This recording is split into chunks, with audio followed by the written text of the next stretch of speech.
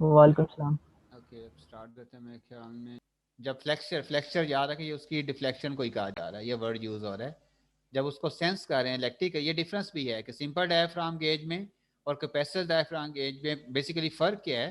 दोनों में डायफ्राम की बेंडिंग होती है, लेकिन इसमें बेंडिंग को हम मैकेनिकली सेंस करते हैं, जबकि कैपेसिटेंस डायफ्राम गेज में हम कुछ उसको कैसे क्या करते हैं, इलेक्ट्रिकली सेंस करते हैं रादर देन मैकेनिकली। ये डिफरेंस लिया दोनों गेजेस का। Yes sir. तो ज़्यादा सेंसिटिव कौन सा होगा, जिसको हम इलेक्ट्रिकली सेंस कर रहे हैं, ठीक है। मैकेनिकली मैंने सारी लिमिटेशन आपको बता दी है। मैकेनिकल सेंसिंग में अगर प्रेशर में चेंज बहुत स्मॉल आ रही हो, लेट से 1 मिली बार से बिकम 0.1 मिली बार, जैसे 1 के बाद 2 मिली बार है ना, 1.1 मिली बार प्रेशर हो गया है, थोड़ा सा इंक्रीज किया है, तो ये नीडल कोई डिफ्लेक्शन हमें नहीं देगी, क्योंकि ये इतनी कम वो डिफ्लेक्शन होगी। हम हमारी वो क्या उसकी रेंज से बाहर है। जैसे माइक्रोमीटर स्क्रू गेज है, वो मिलीमीटर के कितने हिस्से तक मेजर कर सकता है, और वर्नियर कैलिपर्स क्या है, मिलीमीटर के कितने हिस्से तक मेजर कर सकता है। 1 टन। जी। 0.1 मिलीमीटर। 1 मिलीमीटर कौन सा करता है, स्क्रू गेज या vernier calipers? Vernier caliper vernier zero caliper, point ठीक है। वन मीटर ऐड करता है 1 मिलीमीटर, वर्नियर कैलिपर उसका 10वां हिस्सा, मिलीमीटर का 0.1, और स्क्रू गेज क्या है, 1 मिलीमीटर का 100वां हिस्सा, 1/100 100वां हिस्सा। देखो, अब ये भी मेजरिंग है ना, डायरेक्ट मेजरिंग है, लेकिन एक इंस्ट्रूमेंट की एक्यूरेसी ज्यादा है, सेंसिटिविटी ज्यादा है, एक ही कम है, एक ही उससे कम है। लिमिटेशन है ना, हर इंस्ट्रूमेंट का अपना एक वो स्टाइल है, मेजरिंग स्टाइल है, वर्किंग कंस्ट्रक्शन है, उसकी वर्किंग है। तो इस वो ये सारी क्या एक रीडिंग की मेजरमेंट है, कोई इलेक्ट्रिकल सिग्नल इन्वॉल्व नहीं है। मैकेनिकली भी वो क्या उनमें क्या उनकी लिमिटेशंस हैं। मीटर आर्ट 1 मिलीमीटर, बाकी ये यही यहाँ पे यही होता है, जो डिफॉर्मेशन है, वो जो डिफ्लेक्शन प्रोड्यूस कर रही है, वो अगर मिलीमीटर के 10वें हिस्से तक है तो इसकी रेंज से बाहर है। ये कम अज कम ये जो है 1 मिलीमीटर तक है तो वो कर सकेगा। और यही यूट्यूब मानोमीटर करता है, 1 मिलीमीटर तक डिस्प्लेसमेंट को इजीली मेजर कर लेता है। उसका 10वां हिस्सा, 5वां हिस्सा, छठा, जो भी उसका लेस देन 1 मिलीमीटर, वो अंदाजा कर सकते हैं। आप कह सकते हैं ये जो मिलीमीटर, ज़ाहिर अंदाजा तो होता है ना भाई, ये 1 मिलीमीटर से थोड़ी लाइन ऊपर है या 2 से थोड़ी सी नीचे है, ये तो अंदाजा हो जाता है ना। आंख से इतना अंदाजा तो हम कर लेते हैं ना, 1 और 2 के दरमियान में है, या 2 के क्लोज है, या 1 के क्लोज है, इतना पता चल जाता है ना। तो ये, लेकिन ये तो फिर अंदाजा ही होगा ना, हम तो साइंस में एक्यूरेट वैल्यू चाह रहे होते हैं। तो इसलिए फिर हम इनकी सेंसिटिविटी 1 मिलीमीटर तक ही रखते हैं, इसकी भी। और हाँ, दो लाइनों के दरमियान में कोई लेवल आ रहा हो तो वो किसी हद तक हम बता सकते हैं, हाँ ये भाई 1.5 है, ठीक है, लेकिन वो भी अप्रॉक्सीमेट ही होगा। तो ये जो चीज़ है, इससे तो इलेक्ट्रिकल फॉर्म में मेजर करके हमें देना है, आउटपुट में डिस्प्ले देना है, तो वो 1.01 भी होगा तो बता देगा, 1.12 भी होगा तो बता देगा जी, ठीक है। So basic principle employed is that the pressure induced displacement of metallic diaphragm with respect to fixed partner electrode close to it causes a change in their mutual capacitance, which by appropriate signal conditioning is converted to a pressure reading. समझ आ गया principal, कि जो diaphragm का displacement है किसके लिहाज से, with respect to fix partner electrode. ये एक इलेक्ट्रोड इसका फिक्स होता है ना, यही मूवेबल होता है ना डायफ्राम में, सिर्फ इसी ने यस सर। मूव, ठीक है। इसका डिस्प्लेसमेंट इसके लिहाज से म्यूचुअल इनकी जो कैपेसिटी है वो चेंज होती है। उसको अगर हम मेजर कर लें तो फिर फार्मूला हमारे पास मौजूद है। चेंज इन कैपेसिटेंस हमें पता हो तो हम चेंज इन प्रेशर क्या बता सकते हैं, वो फार्मूला भी हम उसकी बात करेंगे जो, ठीक है। अच्छा, अब यहाँ, जी जी, जी जी, जी जी, हाँ जी, जी जी, ये वाली जी मैंने शो की है जी।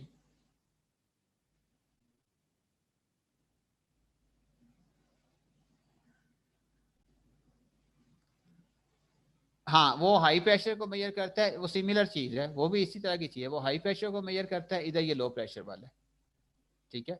वो एटमॉस्फेरिक से अबव मेजर करते हैं ना, वो भी प्रेशर सेंसर्स हैं, वो भी प्रेशर सेंसर है, उसमें भी ये गेज में नीडल लगी होती है, ठीक है।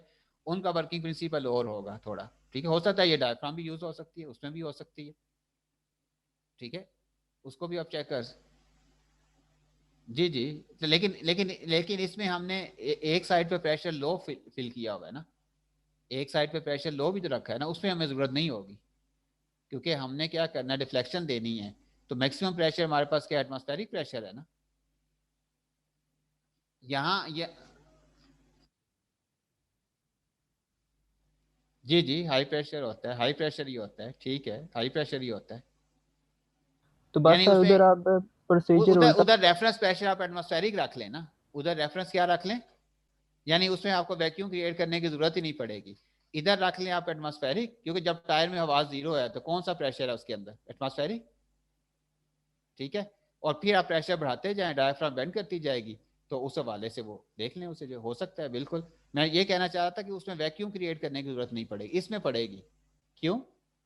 क्योंकि हमने मेजर ही लेस देन एटमॉस्फेरिक करना है ना, मैक्सिमम क्या एटमॉस्फेरिक है, ठीक है। देखिए असल तो हमने मेजर करना है पंप स्टार्ट करने के बाद, पंपिंग स्टार्ट करेंगे, प्रेशर इधर पी कम होना शुरू हो जाएगा, ठीक है। और ये उस वक्त तक प्रेशर मेजर करता रहेगा जब तक ये दोनों प्रेशर के इक्वल नहीं हो जाते, दोनों प्रेशर, ठीक है। अब आप मुझे बता सकते हैं, ये इधर चले जी -6 उसे लिख दिया है, सिंपल डायफ्राम में -3 लिखा था, इसमें -6 है। अगर मैं -9 इधर कर दूं तो ये तो -9 तक भी नहीं मेजर कर लेगा, या -11 इधर कर दूं इधर प्रेशर, तो ये -11 तक भी नहीं कर लेगा। लेकिन सर वो सेंसिटिव इतना नहीं होगा कि हमें नजर आ। शाबाश, ठीक है, बिल्कुल ठीक है। अब आज आपको याद है ना, यही मैं कब वाइवा में जब पूछूंगा, आप में से 50% स्टूडेंट को पता ही नहीं होगा, वो कहेगा हाँ जी हो जाएगा, -9 कर लें, फिर भी कर लेगा। क्यों? क्योंकि जब,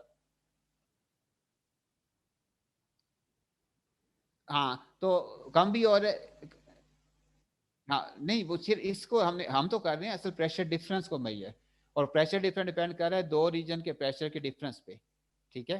तो जब बहुत लो आ जाएगा, इधर भी -8 है, -9 तक है, इधर -8 आ जाएगा, एक तो पहली बात है उसमें गैस फोर्स एग्जर्ट करती ही नहीं, क्योंकि गैस बड़ी कम हो चुकी होती है। गैस की प्रेशर डिफरेंस की वजह से जो फोर्स एग्जर्ट होती है वो प्राइमरी वैक्यूम रजीम में सबसे ज्यादा होती है, -3 मिली बार तक, ठीक है।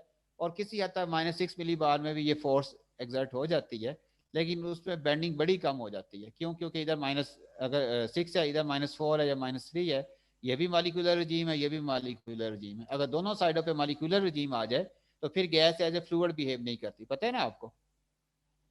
तो एक बात तो ये, हाँ हाँ डेंस नहीं रही, एक तो एज ए फ्लूइड बिहेव नहीं कर रही, पहली बात। और दूसरी बात है कि वो हमारे पास क्या है, एज ए फ्लूइड बिहेव करे भी सही तो हमारे पास क्या, प्रेशर इतना कम है उसका कि बेंडिंग इतनी कम हो जाएगी कि उसको इलेक्ट्रॉनिकली भी इलेक्ट्रिकली भी डिटेक्ट करना क्या हो जाएगा, वेरी डिफिकल्ट हो जाएगा। क्या हो जाएगा?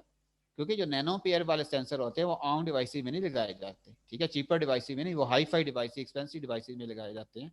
तो फिर ये क्योंकि सेकेंडरी वैक्यूम गेज है, तो इसलिए इसके हमारे पास फिर क्या है, ये एक एक्सट्रीम सेंसिटिविटी है। ये भी हमने इलेक्ट्रिकली फॉर्म में इसको आउटपुट को कन्वर्ट किया तब जाके ये मेजरेबल होगा, अदरवाइज नहीं होना आता, ठीक है।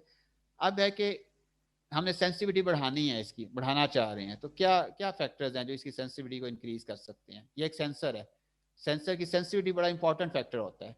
जैसे आप स्क्रू गेज आप कहते हो, ये भी डिस्टेंस ही बताता है ना, साइज ही बताता है या लेंथ बताता है। वर्नियर कैलिपर भी वही चीज बताता है, मीटर आर्ट भी वही बताता है। तो बताएं कि क्या एडवांटेज है स्क्रू गेज का as compare to vernier caliper. Accuracy ज्यादा है क्योंकि सिग्निफिकेंट डिजिट्स भी लीस्ट ज्यादा है, काउंट भी ज्यादा कम है। लीज काउंट भी इसका कम है, सेंसिटिविटी ज्यादा है, लीज काउंट कम है। और जितना लीज काउंट कम हो उतने सिग्निफिकेंट डिजिट ज्यादा आपको मिलते हैं, ज्यादा मिलते हैं ना, 1.01 तक ये बताएगा आपको, 100 डेसिमल प्लेसेस तक बताएगा ना, 2 डेसिमल प्लेसेस तक जो स्क्रू गेज है। जबकि वर्नियर कैलिपर्स 1 डेसिमल प्लेसेस तक, जबकि मीटर आर्क है 1, वो मतलब 1 मिलीमीटर, वो ये 1.1 तक बता देगा vernier, sorry screw vernier calipers, हाँ। और स्क्रू गेज 1.11 1.12, ये 2 डेसिमल प्लेसेस तक आंसर देगा। तो जितने आपके पास डेसिमल प्लेसेस में ज्यादा डिजिट्स आएंगे, सिग्निफिकेंट फिगर ज्यादा होंगे, वैल्यू ज्यादा एक्यूरेट होगी, ठीक है। तो वो ज्यादा, तो हमने सेंसिटिविटी बढ़ानी है, एक्यूरेसी बढ़ानी है, मजीद बढ़ाना चाह रहे हैं। तो इसमें हम क्या मॉडिफिकेशन कर सकते हैं, बता सकते, किन फैक्टर्स पे डिपेंड करेगी, चलो फैक्टर्स के नाम बताएं। नहीं सेंसिटिविटी, प्रेशर डिफरेंस तो देखिए एब्सोल्यूट चीज नहीं है, प्रेशर डिफरेंस तो वेरी करता रहता है ना, कभी आपने आपने हाई से लो तक सारा मेजर करना होता है, ठीक है। ये वो चीज है जो एक दफा आप डिवाइस पे फिक्स कर दें, बना दें, अब हम कहेंगे सेंसिटिव डिवाइस है। प्रेशर डिफरेंस कोई एब्सोल्यूट चीज तो नहीं है ना, राइट। प्रेशर डिफरेंस हमारे कंट्रोल में तो नहीं है ना, क्या हमारे कंट्रोल में होता है? वो तो सर ज़ाहिर है कभी, डायफ्राम डायफ्राम कितना हार्ड है कितना सॉफ्ट है इस पे डिपेंड शाबाश, करता ठीक है, गुड। एक डायफ्राम पे डिपेंड करे कितना, हाँ कितना सॉफ्ट है कितना हार्ड है, स्टिफ कितना है, ठीक है, इसकी स्टिफनेस है, इसकी स्टिफनेस जो है, ठीक है। डिस्टेंस तो एक दफ़ा हम फिक्स कर देंगे रख के, वो हमने क्लोज ही रखेंगे ज़रा थोड़ा, लेकिन डिस्टेंस बहुत कम भी नहीं रख सकते, क्यों? इसको बेंड करने के लिए भी तो स्पेस देनी है ना। अगर बहुत यस कम सर। रखेंगे तो डायफ्राम ने बेंड भी तो करना है ना, बेंड भी तो होने देना है। रेंज जितनी ज्यादा लेनी है उतनी बेंडिंग भी डायफ्राम की ज्यादा होनी है। तो इसलिए डिस्टेंस से भी बहुत ज्यादा हम नहीं इसको प्ले कर सकते। तो ज्यादा मेन इंपॉर्टेंट है डायफ्राम, सबसे में इसकी प्रॉपर्टी डायफ्राम की, और मेन प्रॉपर्टी उसकी स्टिफनेस है, ठीक है, उसकी सॉफ्टनेस हार्डनेस है जो है, ठीक है। अगर आप डिफ्लेक्शन ज्यादा लेने चाहते हैं, सेंसिटिविटी क्या आती है कि ratio of output to input physical signal. कम इनपुट देंगे आउटपुट लार्ज मिले तो हम कहते हैं ना ये सेंसिटिविटी ज्यादा है ना, या एफिशिएंसी भी कहते हैं ज्यादा है कि आउटपुट ज्यादा मिले और इनपुट क्या हो, कम हो। ऐसे ही है ना। Yes sir. जो कम से कम प्रेशर डिफरेंस हम ज्यादा डिफ्लेक्शन लेना चाहते हैं वो सेंसिटिव हो, यानी प्रेशर डिफरेंस अगर 1 मिली बार भी है ना तो हमें ज्यादा डिफ्लेक्शन मिले, क्योंकि जितनी ज्यादा डिफ्लेक्शन होगी उतना चेंज इन कैपेसिटेंस ज्यादा आएगी, उसको डिटेक्ट करना आसान होगा। यही सेंसिटिविटी होती है ना, ठीक है। तो हम सॉफ्ट लेंगे, लेस स्टिफ लेंगे, लेकिन लेस स्टिफ लेंगे तो उससे रेंज ज्यादा मेजर नहीं कर पाएंगे। वजह बताएं, शाबाश। अगर सॉफ्ट लें, हाँ वो तो मिल जाएगा, वो तो थोड़ा सा प्रेशर हाई मिलेगा उसे, जरा सा हाई, तो वो इतनी सॉफ्ट है जाके टच कर जाएगी, बस वो खत्म, शॉर्ट सर्किट और बस। तो इसलिए फिर रेंज ज्यादा लेनी है तो आपको हार्ड डायफ्राम यूज करनी पड़ेगी, right, but at the cost of किसकी कीमत, कीमत क्या पे करनी पड़ेगी? हार्ड ले ली, रेंज तो बढ़ गई, क्या चीज कम हो जाएगी? सेंसिटिव। सेंसिटिविटी, बिल्कुल, ये हर सेंसर का इशू है।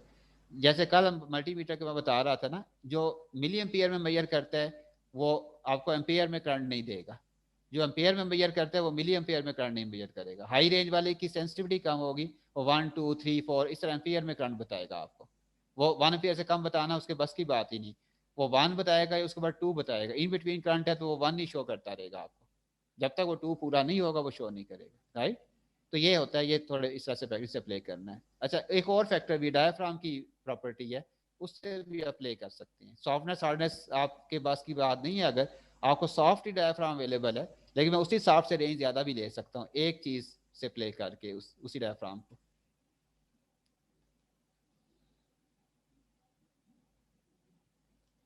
उसकी थिकनेस बढ़ा दूं, अगर मैं थिकनेस बढ़ाने से भी तो उसको बेंड करना मुश्किल हो जाता है ना,